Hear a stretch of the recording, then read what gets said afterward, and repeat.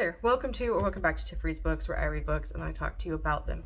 Today is the second installment of my 5-minute-ish reviews, and where I try to just talk about books I really liked that I don't necessarily want to spoil for you, but I do really want to spoil for you, but I'm not going to. So I thought I would talk to you about Victor LaValle's Lone Women, which I just finished recently and was like a 4.5 star for me. I really liked this book and it surprised me in a lot of ways, and I just need to talk about it for a minute or 5. So if you haven't heard of this, this is a horror that is also historical and has some fantasy elements that are very interesting. So we're following Adelaide Henry, who in the beginning of the book has left her parents' property and is burning their bodies and her home that she grew up in, and getting on a wagon with a very heavy ass trunk and going to a steamer ship up to Seattle, where she has this plan that she's going to go to Montana, because in Montana they will give you property as long as you prove up. And that means in 10 years, or 2 years, not 10, 2, you have to upgrade the property from the value that it had before by farming it, digging a well, building a house, all that stuff, right? So this is the one way that women at this point in time, which is around the 1910s, can own property without being widowed, essentially. Because there's a specific thing in this clause that says person, not man. So Adelaide is a black woman, and she is going to use this little exception by the wording of person to get herself some property. Montana is not settled really at this point. It's fairly empty space. So she goes with her heavy trunk that can never leave her side, that she ends up speaking to a bit, and we don't know what's in it, to this cabin.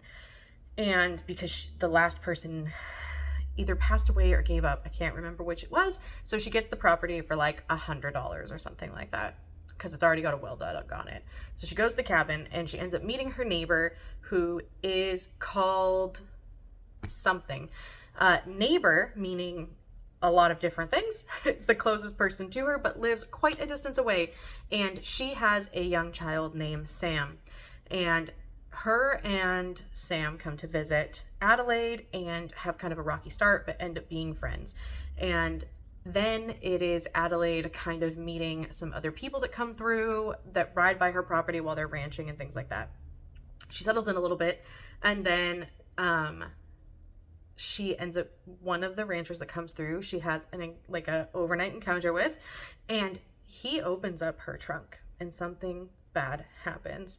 And from then we kind of start switching perspective to different characters in this Montana landscape. And one of them that we meet is Miss Brown, whose first name I can't remember, and her girlfriend, who is named also something I can't remember, but is a Chinese woman. So we have the only other black woman and a Chinese woman, so they are heavily looked down upon. Plus the area knows there's something a little bit different with these two women, in addition to their race. So we switch these perspectives. All of these women end up having things that kind of draw them to each other, and they end up spending a lot of time with each other, becoming friends in various different ways. And then the Adelaide's secret in her trunk gets betrayed, and the town basically come after her. And then it is her and the women trying to save themselves from the town. And where I think it does something interesting is with the trunk and the elements. We have some kind of religious conversations-ish because of the time frame. We have a lot of conversations of otherness and what people view as they call them queer folk, so strange, because of the way the word was used at the time. So strange people, different people, otherness, being an outsider, being a woman on your own. And I think LaValle does a really good job of writing women who are strong in various ways, not just that I'm a badass woman. He does a really good job of kind of giving them different bits of strength that come through character development that we see shortly through story. The only reason that this wasn't a 5 for me was because I didn't really like the POV switch partway through the book.